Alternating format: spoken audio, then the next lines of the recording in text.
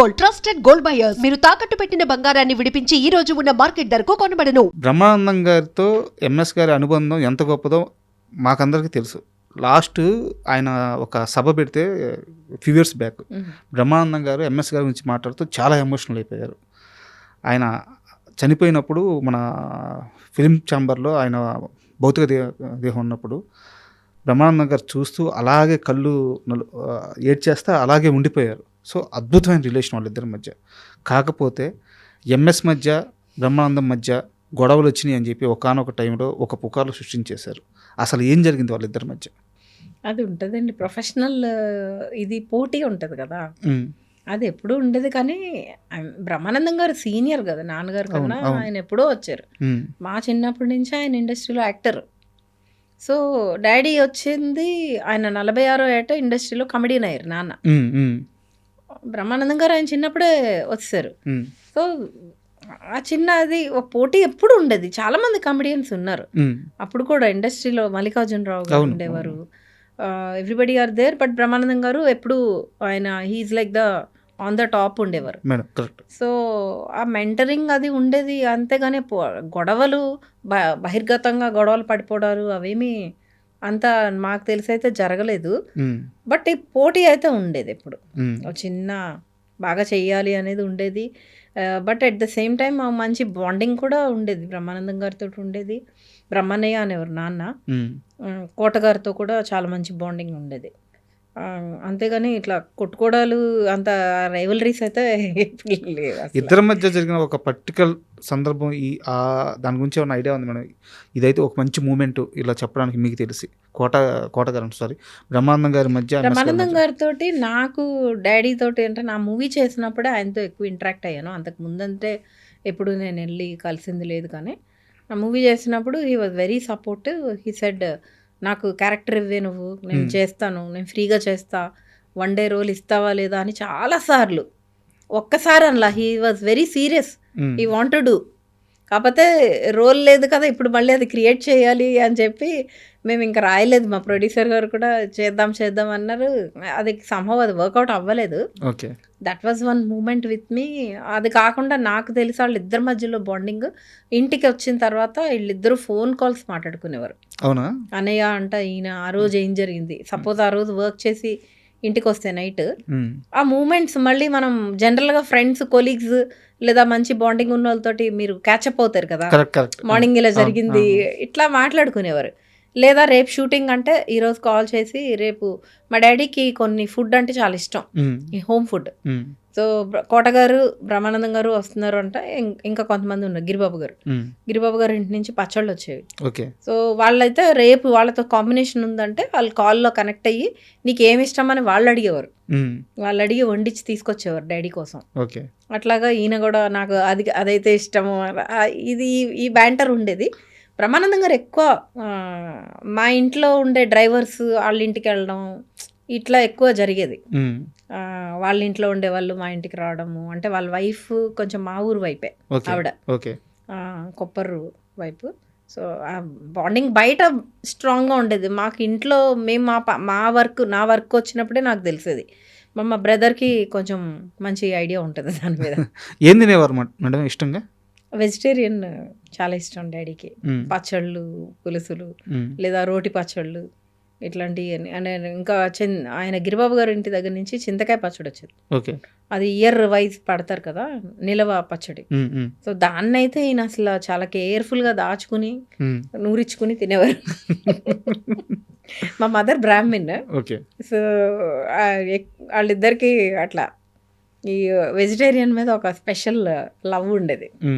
Mutton మళ్ళీ daddy వచ్చి Naidu's mutton చేస్తే ఈయనే వండాలి ఇంట్లో. సండేస్ పెట్టేవారు. సండేస్ ఇంట్లో నేను 5 స్టార్ హోటల్లో ఉన్నట్టు ఉంటాను, నేనే అసిస్టెంట్ మా డాడీకి. డాడీది నాది చాలా బ్యూటిఫుల్ బాండ్ ఉండేదండి. అంటే for any girl I wish father like మా నాన్నగారు లాంటి ఒక ఫాదర్ ఉండాలి. ఉంటే ఆ అమ్మాయి ఎలా అంటే కేర్ ఫ్రీగా ఉంటుంది, భయపడదు సొసైటీలో దేనికైనా. అట్లాంటి ఒక ధైర్యాన్ని ఆయన ప్రేమతోటే మాకు ఇచ్చేవారు. మీరు నమ్మరు, I never asked my father నాకు ఇది కావాలని నేను ఏ రోజు అడగల. But he always knows what I want. ఇంకా ఆ బాండింగ్ నాకు ఎవరితోటి లేదు, ఉండదు మేడం ఇంకా. ఆయన ఒక్కరితోటే. అది దట్ ఈస్ బియాండ్ ఎనీథింగ్ అండి. మీరు నోరు తెరిచి నువ్వు అడగకుండా అవతల వాళ్ళకి నీకేం కావాలో తెలియడం అనేది ఇంకా ప్రపంచంలో అంతకన్నా నీకు ఎటువంటి ఆస్తి అవసరం లేదు. మీరు చెప్తుంటే నాకు కొంచెం నేను ఎమోషన్ అవుతుంది. మా పెద్దక్క గుర్తొస్తుంది. ఎందుకంటే మా నాన్నగారు ఉన్నప్పుడు ఆయన ఎక్స్ట్రీమ్ లవ్ చూసింది మా పెద్దక్క. అంటే మాకు వయసు కొంచెం తక్కువ ఉన్నప్పుడు మేము అనుభవించలేకపోయాం. కొంచెం పేదరికంలోకి వచ్చేసాము, మాకు వయసు వచ్చేలేకే ఆస్తి పోయి చాలా ఇబ్బందులు. కానీ ఆయన బాగా వయసులో ఉన్నప్పుడు, ఫైనాన్షియల్గా స్ట్రాంగ్గా ఉన్నప్పుడు ఆ ఎక్స్ట్రీమ్ లవ్, ఆ ఎక్స్ట్రీమ్ హ్యాపీనెస్ మొత్తం పొందింది మా పెద్దక్క అనమాట. తర్వాత ఆయన చనిపోయిన తర్వాత, మా నాన్నగారు చనిపోయిన తర్వాత ఓకే, మా అమ్మ కానీ మా చిన్నక్క కానీ నేను కానీ ఆయన ఎట్టగో మర్చిపోలేం, కానీ మూవ్ ఆన్, మన లైఫ్ మనం లీడ్ చేయాలి. కానీ మా పెద్దక్క మాత్రం అక్కడే స్టక్ అయిపోయింది. ఎందుకంటే ఆమె మా నాన్నని ఒక హీరోలాగా అంత హ్యాపీ మూమెంట్ ఇచ్చిన మనిషి నాన్న లేడు అనేది ఆమె జీర్ణించుకోవడానికి చాలా సమయం పట్టింది. మీరు చెప్తుంటే నాకు ఆ పెయిన్ అర్థమవుతుంది. అగైన్ మా నాన్నగారు ఎప్పుడు నాకు ఖరీదైనవి కొనిపెట్టడాలు ఇవి ఎప్పుడు చేయాల. This is not, he was like, suppose ఇప్పుడు నాకు ఈరోజు నాకు కెమెరా చాలా ఇష్టం. అంటే నేను ఫోటోగ్రఫీతో స్టార్ట్ చేశాను నా జర్నీ. నాకు కెమెరా కొనుక్కోవాలని ఉండేది ఎప్పుడు. But I got married very early, like 17 yearsకి పెళ్ళయి పిల్లలు పుట్టేశారు నాకు 20 yearsకి.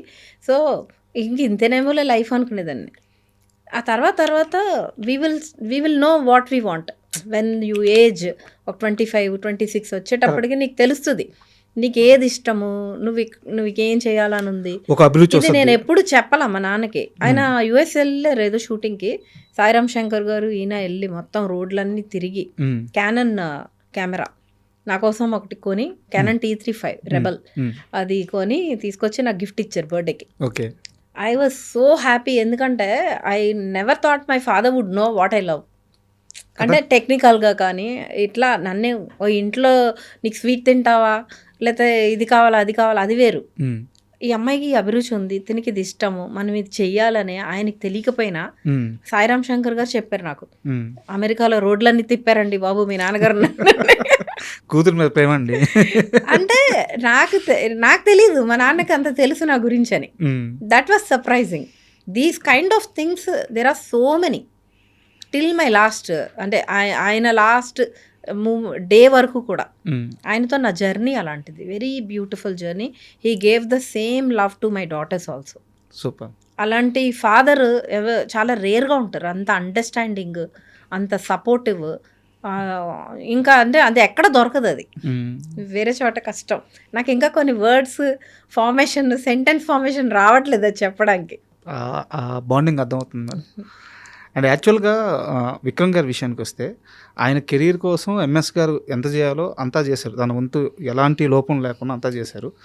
బట్ ఎక్కడ అంటే సినిమా అయిపోయింది మేడం, సినిమా రిలీజ్ అయింది, ఓకే, జరగాల్సిన మంచి జరిగింది, జరగాల్సిన నష్టం జరిగిపోయింది, పక్కన పెడితే తర్వాత ఎందుకు ఆయన సినిమాల్లో ఇంకాస్త యాక్టివ్గా, లేకపోతే ఇంకొన్ని మంచి ఛాన్సులు రాకపోవడం? లేదండి, ఇందాక మీరు ఇంటర్వ్యూ బిగినింగ్లో యూ సెడ్ మీకు ఆ పేరు బరువు అయిందా, లేకపోతే సమ్ టైమ్స్ ముళ్ళ కిరీటం అయిందా, అది ఎప్పుడూ ఉంటుంది. ఇప్పుడు ఆయన ఎస్టాబ్లిష్డ్ యాక్టర్, ఆయన ఆల్రెడీ దేర్. మా brother he's a very good actor. నేను హరికథలో మీరు చూడండి, చూసాను మేడం, నేను వండర్ఫుల్ టైమింగ్. ఇప్పుడు నేను చాలా మందిని చూస్తుంటా కాబట్టి I know what he's worth of. Is very good actor. ఆ టైమింగ్, నాన్నగారు అంత టైమింగ్ లేక అంటే ఆ కంపేర్ చేయలేం. He's good in his own way. Comparison అనేది ఎప్పుడు తప్పే అసలు. Very good actor. అట్లాంటిది మనం వెళ్ళి ఇప్పుడు ఒకళ్ళ దగ్గరికి వెళ్ళి అడిగే పరిస్థితులు లేము. He did his part, try చేశాడు, అన్నీ చేశాడు. బట్ మనం వెళ్ళి అడిగి కించపడి మనం ఆ పొజిషన్లోకి నాన్నగారి పరువు కూడా తీయలేం. మాకు లెగసీ ఉంది. We can't go and stand somewhere and ask for work. అడిగినప్పుడు అది ఎలా ఉంటుందంటే ఎంఎస్ నారాయణ గారు అలా ఉన్నారు, ఇల్లేంటి అనేది వస్తుంది. ఇక్కడ మన ప్యాషన్ కనపడదు. So he's like he's trying in his own way, but he's well off, he's nicely settled, హ్యాపీగా he's there. His wife is also working in a very big position. Okay. And for more videos, please subscribe to iDream. Please subscribe to iDream. Please subscribe iDream. And please subscribe to iDream. For more videos, subscribe to iDream. please like, share and subscribe to the channel. Congratulations, iDream. Subscribe to iDream. Subscribe to iDream. So subscribe to iDream Media. iDream కి iDream team అందరికి huge congratulations. Please subscribe iDream Media. Please subscribe to iDream. Subscribe iDream. Please subscribe to iDream. iDream అంటే నా కళల channel subscribe చేసుకున్న నోరు తిరుగుతలేదు, మీరైతే గంట గుర్తు కొట్టండి. For more such videos, please subscribe to iDream. Subscribe to iDream. Please subscribe to iDream. Please subscribe iDream Media. Please do subscribe to iDream. Please subscribe to iDream Media. For best entertainment and information, please subscribe iDream. And don't forget to subscribe to iDream.